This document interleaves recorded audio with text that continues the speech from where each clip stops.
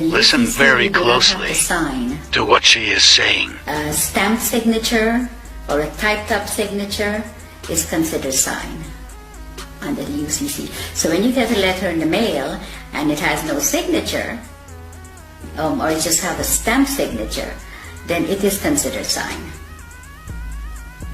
The UCC is very, very important for people to learn about what's going on with their lives, because we are on the contract law, no other law. There is no law at all. In America, the court system is operated under military. When you walk into a courtroom, I don't care which courtroom, if it's a higher court or a lower court, they're under the military. Now you walk in there and you're not a military member, and you're not told that you've been tried under the military. If you mention the Constitution, the judge says it does not apply in my courtroom. But you don't know what he's saying, because you don't know what they're doing to you when you're there.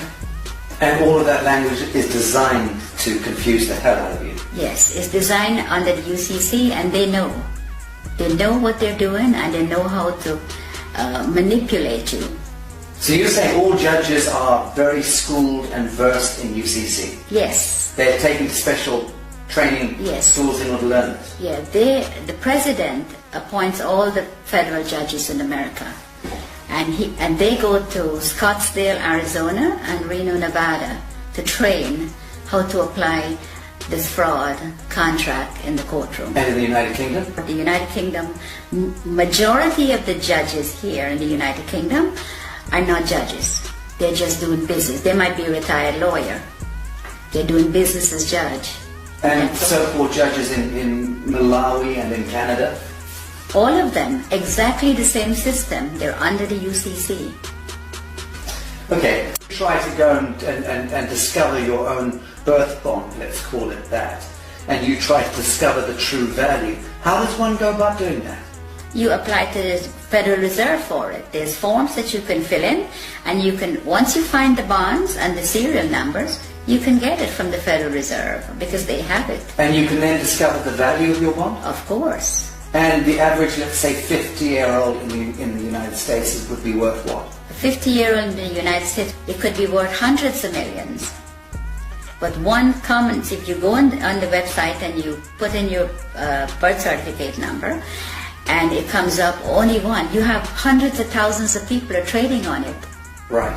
That's only one that you know of. I think what I'm getting at is, what do you think it would be the median value of the average 50-year-old by the time they turn 50 in the United States? What is being traded? I would say maybe $1 billion, over $1 billion. Right. Has been traded. Okay. Because when I checked, on one of my numbers is over 283,000 people are trading on it. Can you imagine how much money that is? So when we hear that the US has a debt of $23 trillion or whatever it is, that fictitious money was all pumped out of the air, but effectively it was discharged against the value of the people. Yes. Right, so that's where the fiction emerges. Yes. And it becomes this huge imbalance that no one quite understands. How on earth do we get that much money? They just made it up as they go along and tell us what they want to tell us. Yes, but they'll validate the making up of that money by, on paper, discharging it against the value of the citizenry. And the citizens' gold, our sovereign gold. We have gold. For every pound that if you weigh 8 pounds at birth, you have 8 pounds of gold set aside for you. Assigned to you by whom? By the Crown. In England? Yes. And in the United States? Yes. By the Treasury? Yes. And because the United States is owned by the Crown. Let's okay. So let's say there's 200 odd nations of the world. There's hundreds and hundreds of small island states.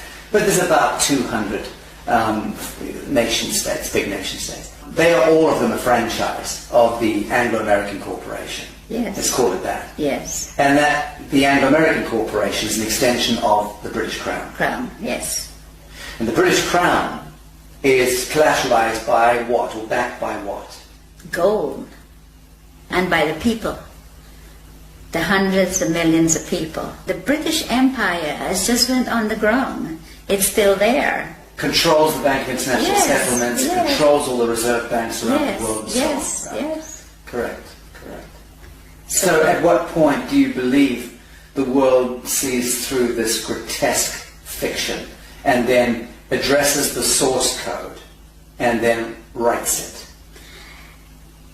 I think if people get to know what the UCC and the contract law does, and your straw man is your main problem. Once you can control your straw man, and it is yours and not theirs anymore, then you're in the right This is path. beautiful what you just said. You're talking about reclaiming the fiction that was established, Yes. the false light. Yes. Reclaiming the false light that was established in your name, Yes. given your identity, so to speak, at birth, Yes. without your knowledge. Yes. You're talking about us needing to reclaim that false light and step into ourselves, our true selves, Yeah. as a people of the world, Yes. in order to reclaim reality from the fiction. Yes. That's powerful. Yes, it is. And that's what I think everyone needs to do. All the sovereign people that's in poverty and whatever they put us in, that's what we need to do. We need to reclaim that what they are making money on, that is ours. Then you wouldn't have wars, you wouldn't have people fighting for money, you wouldn't have poor people. Everybody will be okay. Everybody. But they do not want you to. If you do that, that will break down their system, and they do not want that. So once you know, you need to get into it, and you need to start reclaiming your straw man.